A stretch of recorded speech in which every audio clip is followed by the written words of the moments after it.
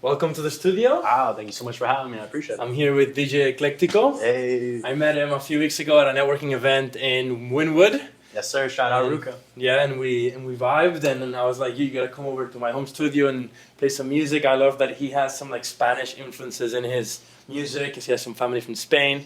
I'm from Spain, so we thought, why don't we get together and do a little back-to-back? It was the perfect mix. I'm super grateful to the Balearic Islands for giving me their grooves and showing me a good time every time.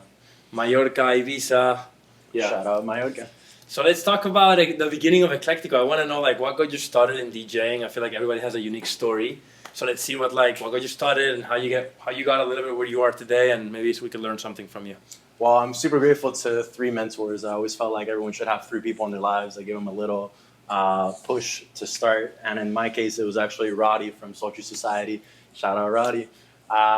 Then I was grateful enough to level up, and I had Alina Souk. She was a life coach and a DJ as well. She showed me around. She taught me how to use the XDJ. She gave me one of my first gigs at the Sagamore. Shout out Sagamore.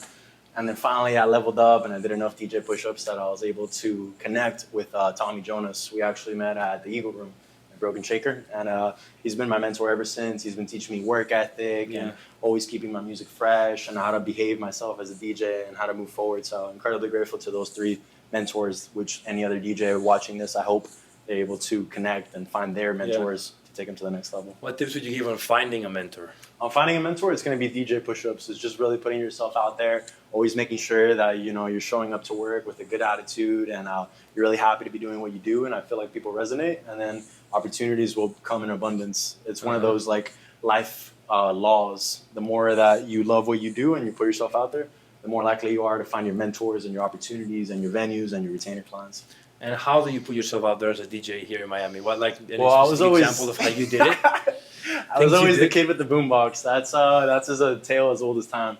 The kid with the boombox. I was always playing for my friends. I was doing little block parties and things like that. It all started with a $95 speaker that we bought on Groupon, Block Rocker, and over time, people just started associating me with music and with good music, which is very important, especially in Miami and this culture of, we have all types of cultures here, but particularly groovy, a lot of groovy background, cool vibes. And it was actually Roddy, the first mentor that I said. He reached out one day and he hired me to do some photography for one of his events. I became a photographer that day.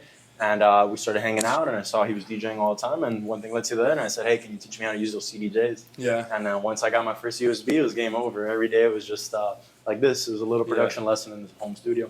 That's awesome. Actually, that's cool that there's a way to get into the DJ world through the photography world. No, if somebody doesn't take photos. Well, it's networking. It's event photography. It's that combination of things that allows you to really build your Rolodex. It's the most important thing, which is what I think you're really good at. Marketing and your networking is next level. If you just keep doing it, I'm telling you, bro, you're gonna go viral. Appreciate it. I appreciate that a lot. Yeah, let's talk a little bit about your sound. So let's talk to me about what you were all about. I feel like 50% of my foundation has got to be that bossa nova, that samba, that Brazil. So I just came from there. I was there for a month, and I'm absolutely in love with everything Brazilian. So I feel like that's 50% of my sound. All that syncopated, cool, jazzy vibes and then house. So it was always gonna have my heart. Detroit, Chicago, gospel. You got everything from Zoo and Folomar and all these crazy influences. So when you combine them together, I feel like that's what Eclectico is. It's that Brazilian house, but mixed with Spain, obviously. You can't forget the flamenco, Agua Lucia, and some Balearic groups. I feel like that 100%. One genre to define me would be that, which I think I also see a lot of me and you in that sense, that you have a lot of groovy Spanish vibes. So that's exactly what we're going to do today in the DJ set, right? We've been warming up a little bit before this. That's why Eclectico's already vibing, as you can hear. Always. He's playing music in the set that he's dancing to right now.